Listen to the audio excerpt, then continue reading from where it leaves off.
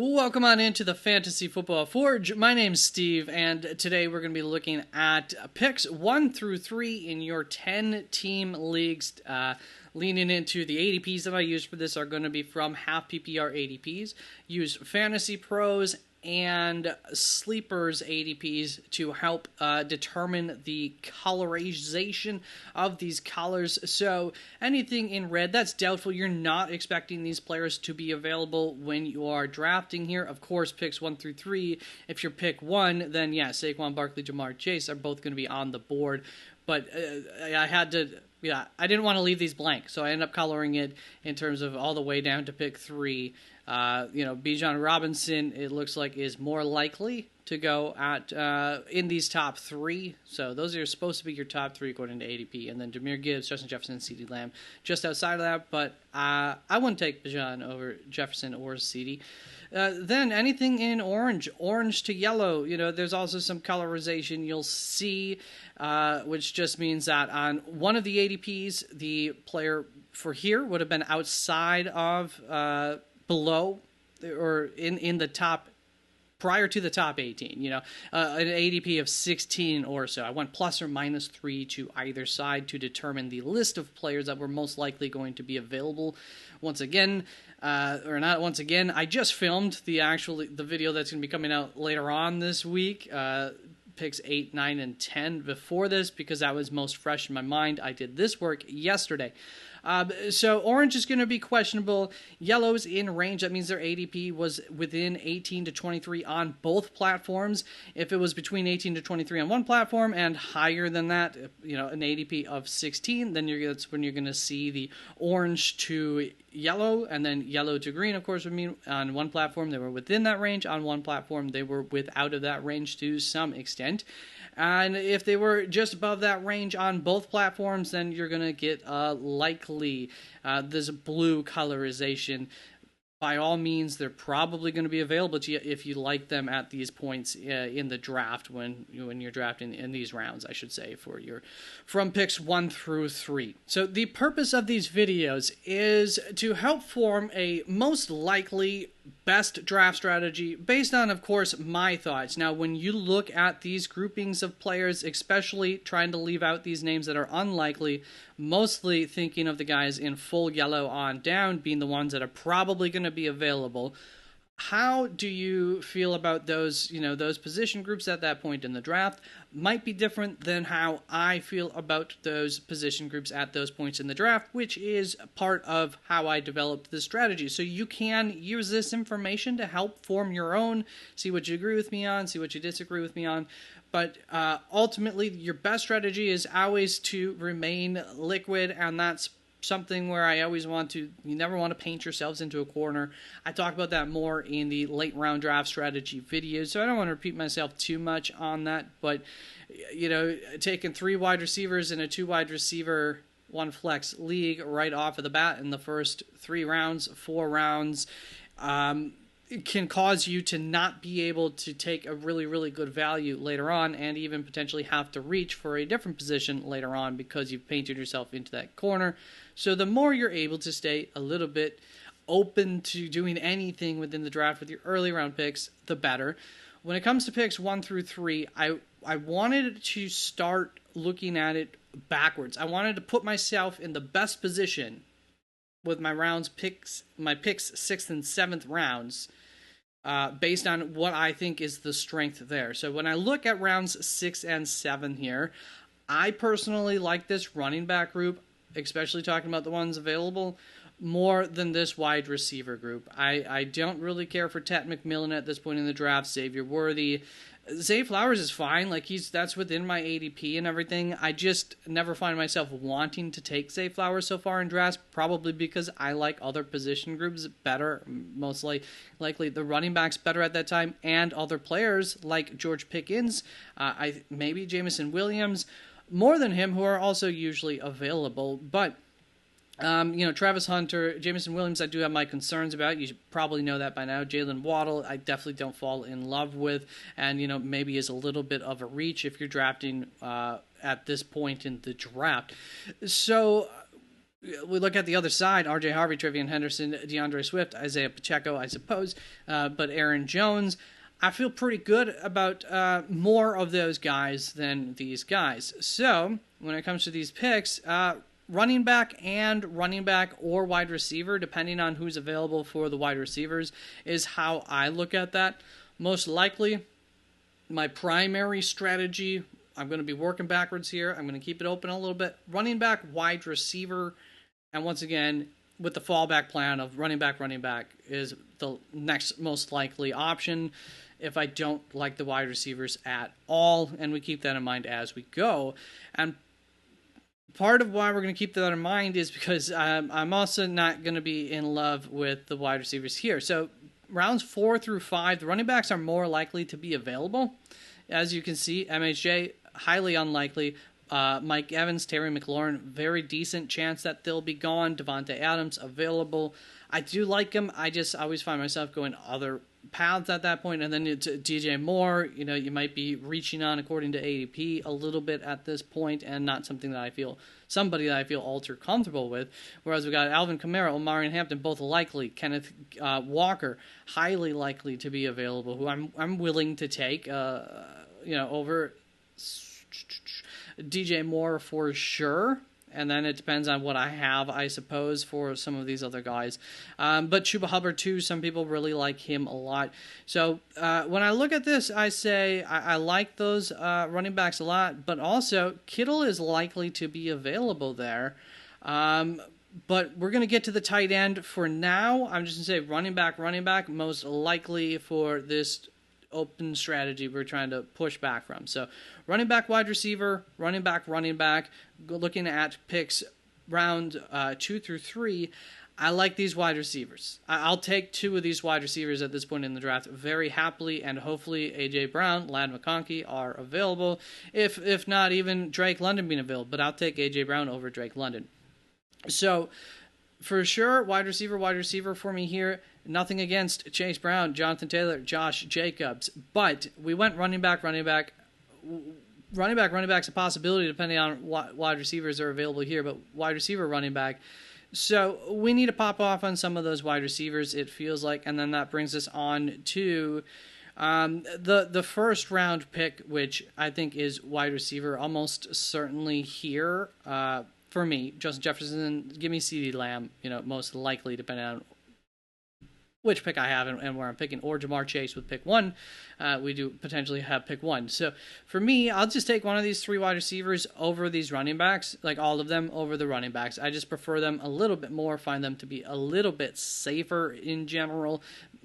Justin Jefferson, actually, I'll take Saquon Barkley probably over Justin Jefferson. But generally speaking, because of my strategy, I'll just go with one of these wide receivers. Hopefully it's one of them that I like if I'm going to just strongly stick to my strategy going into it with that first pick, because I do think that probably sets me off on the right foot for potentially being running back heavy through these other rounds.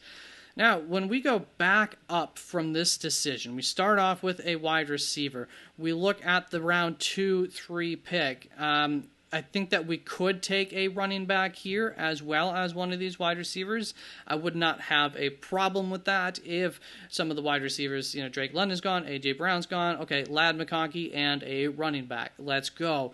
Perfectly, absolutely no problem with that. How does that going to change our strategy if we take a running back there? Well, around this 4 or 5 pick, I'm probably preferring a running back. It looks like Alvin Kamara, Omarion Hampton, one of them should be available for me. And you know what? George Kittle's also supposed to be available, so I'll be happy to take him. And then when we look at rounds 6 and 7, we'll just keep that the same, meaning probably running back, wide receiver. Could go running back, but we went wide receiver, running back, tight end. So yeah, wide receiver, running back here. Now we'll come back and look at these. We'll talk about the tight ends, quarterbacks, a little bit. Once again, this strategy that I came up with, I don't think I need to state that in full PPR, all the better to start off with wide receiver here than in half PPR. In 3 wide receiver set leagues or 2 flex leagues, all the more reason to probably, especially 3 wide receiver, go with a wide receiver to start off with. So I don't think that there's a whole lot of a difference with our first round start here in terms of wide receiver, half PPR, full PPR, 3 wide receiver set versus 3 wide receiver format, I should say, versus like a 2. And I'll look a little bit closer again before we end the video just to make sure there were no other notes on that I have. But I do have some more notes. I did a couple of test runs with these primary 2 builds that we've gone over so far. And so when we go with my first strategy of wide receiver, wide receiver, wide receiver, running back, running back, running back, wide receiver, what our team might look like is our wide receiver 1 should be one of Chase, Jefferson, Lamb. Our wide receiver 2 should be London or A.J. Brown or McConkey. Our running back 1 should end up being one of Josh Jacobs, Jonathan Taylor, Chase Brown, or Williams. Chase Brown, you might want to take above these guys in a full PPR situation, or maybe Jonathan Taylor over Jacobs, at least even in full PPR. Might be something that you would want to do out of that group, or Kyren Williams should be available if, for whatever reason, those guys all got drafted. And if they did, then at least, a McConkey or something should be available to kind of avert your strategy.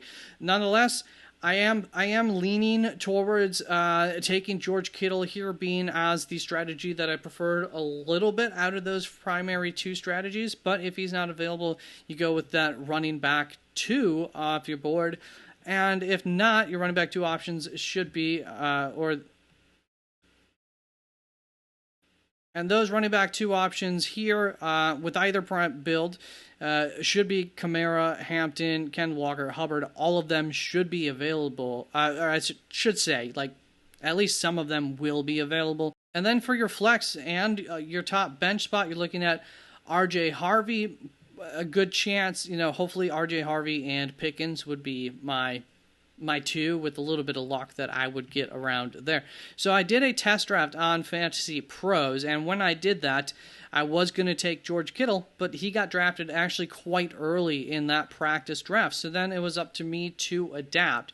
And here's what I ended up with. I got CeeDee Lamb with the first pick. I think I picked from pick 3 on this. And then around the next turn, I got Drake London and looks like probably Josh Jacobs around the 2-3 turn. Then remember, at the 4-5 turn, George Kittle did get taken, so I wasn't able to do that. So I got myself DK Metcalf, I believe, at that point, and Breece Hall, or maybe Connor, and then Metcalf here. But what I ended up with was CeeDee Lamb, Drake London, DK Metcalf, and then running backs were Josh Jacobs, Breece Hall, James Conner, and Tony Pollard. Hampton was also available instead of Breece Hall if I had wanted to go with Omarion Hampton there. Chuba Hubbard, Harvey, and Swift were all available over Connor if I had wanted to take one of them over Connor. And Aaron Jones or Caleb Johnson were also available instead of Connor if I would have liked them. Or maybe that's supposed to be instead of Pollard, I believe. Aaron Jones or Caleb Johnson versus Pollard there. So via, ADPs, depending on which running backs you liked, I think a lot of options there that you probably like one of those guys over the others. But yeah, that's what that draft ended up looking like. Josh, Hall, Connor, Pollard for my running backs, CeeDee Lamb, London, Metcalf, and then I took it to the 8th round, and Chris Olave was still available in the 8th, so I was able to add CeeDee Lamb, London, Metcalf, and then CeeDee Lamb there. No tight end, no quarterback yet. I'm perfectly fine with that this year, though. Depending on how the draft board falls, I don't necessarily mind popping off on either Kittle or one of those quarterbacks if they get you at a little bit of a value. Now, when we look at the quarterbacks and the tight ends, when you're coming up with your own strategy here, so Brock Bowers probably not going to be available to you when you're on the board here if you wanted him, so don't bank on that. But if you like Trey McBride, which I actually have him ranked higher than Brock Bowers in my rankings, he is supposed to be quite available, so there's your chance to go there. So I wrote is quarterback or tight end around the 2-3 turn, wide receiver, tight end, or quarterback, running back, wide receiver, running back is how I would do that strategy. So you start off with wide receiver yet again, you take another wide receiver, They're supposed to be available. And one of these tight ends, Brock Bowers if he fell, Trey McBride if he is still available, or you could take Lamar Jackson, supposed to be available as well, or Josh Allen might be available, supposed to be going in this range. And then you follow that up with, I think, probably running back. I'm comfortable doing that because we started off with 2 wide receivers already anyways, and then we're going to come around here and take wide receiver, running back with our 6th, 7th turn, and hopefully Chris Olave will also be available a little bit later to add to it. But there's also some nice running backs, 8th, 9th, 10th rounds, I believe, that you can grab. If you wanted to take both quarterback and tight end around this turn, you want to go Lamar Jackson, Trey McBride. Well, once again, I'm going to just let's stick with going wide receiver first, and then you grab Lamar, Trey McBride, and then you go wide receiver running back. Should look like Davante Adams, Omarion Hampton, and then you're going to go wide receiver running back again. Could look like George Pickens, DeAndre Swift. So best case scenario based on most likely available and also guys that I like: Justin Jefferson, Lamar Jackson, McBride, Davante Adams, Omarion Hampton, or Alvin Kamara, or Kenneth Walker, if you prefer them to them. George Pickens, or, if you like one of these other guys more than George Pickens, one of them. DeAndre Swift, hopefully, highly likely to be available. Could also be RJ Harvey, Travion Henderson, potentially there. So that's what that would look like. Or, if you want to go 0 RB, of course, you're going to start, with Justin Jefferson. You're going to start with, then you come around, you take Lamar Jackson, McBride, if everything works nicely. Then you're going to be able to take Adams, DJ Moore should be available for sure. Those 2 are the most likely to be available. So you get Adams, DJ Moore. And then around the 6th, 7th turn, you finally pop off on running back, taking Henderson and Swift, which, if you're going 0 RB, is not so bad. You got the advantages there at your quarterback and your tight end position, and your Justin Jefferson, or, Ja'Marr Chase, CeeDee Lamb, Adams, DJ Moore. Not so shabby. And it, of course, everything always depends on what the board looks like, but I'd think about taking a running back on that 4-5 turn, even though you're going 0 RB. I think the drop-off at running back is steeper than it is for the wide receivers. So what that might then look like instead is what we looked at last time with the J.J. Lamar, McBride, Adams, Hampton, Pickens, Swift, compared to J.J. Lamar, McBride, Adams, DJ Moore, Henderson, Swift. I like Pickens just as much as I like DJ Moore, but I definitely like Omarion Hampton more than Travion Henderson, is how that breaks down. So if you're going 0 RB from this spot, that would be my advice. Pop off on that running back a little bit earlier for 0 RB, because if you agree with me, at least on, a guy like George Pickens who's supposed to be available here, once again, I think you're losing out on less. So there you go, several different strategies. So if I'm going in with one hopeful strategy here, what I'm probably doing is wide receiver to start off with. Definitely 1 wide receiver here, maybe 2, depends on who's available between them and the running backs and exactly how I feel about those options. Then the 4-5 turn, I'm going to go with a running back because I might not even have one yet, with George Kittle. And then around the 6-7 turn, I am probably going to go running back, wide receiver here, depending on who's available at wide receiver. Otherwise, running back along this turn. So that would be my primary hopeful draft strategy, I believe, picking from picks 1 through 3 in a 10-team league. Thank you very, very much for tuning on in. There will be a video later on this week covering the late team picks for 10-team. I have a video also coming out. Next video should be picking from the middle picks, which is going to be more relevant. It's created from 12-team PPR, 12-team leagues. Forget the PPR thing. And then I'm hoping to do another series of videos where then I will do the middle picks for 10-team league, and then each of the end picks. And then I'll hopefully have some time then to do the 12-team league from the early picks and the later picks. But we are getting up against the ropes here. I definitely want to need to release updated rankings videos, and then I also would like to try to get an eye out there, try and find some of the late risers and fallers before your drops. So, the guys who you've been taking or waiting on via ADP that you liked, are they suddenly going to be somebody who you can wait a little bit longer on, or now you're going to need to take a little bit higher in your drafts because they are late risers? We need to know some of those things before we go into the draft, and we need to trust them, because that happened to me last year with like Chase Brown, where I was getting him all off season. He had a little bit of a late rise, and there was somebody else in my league who also liked him, and so he got taken in both of my... No, I think I got him in one league. The other one he had went early. Then I knew the next draft to go ahead and pop off on him. It was luckily the Raiders running back, Zamir White, who I missed on in 2 drafts because I have been waiting on him all offseason to go around his ADP. And then he had a late rise, and then, it's history from there. All right, thank you very, very much. I hope that you found this helpful. If you did, don't forget to like, comment, subscribe, and look for more videos soon in the future. And don't forget to join us Tuesdays, Thursday evenings, 8:30 p.m. Eastern Standard Time for some practice mock drafts before your draft. Bye-bye.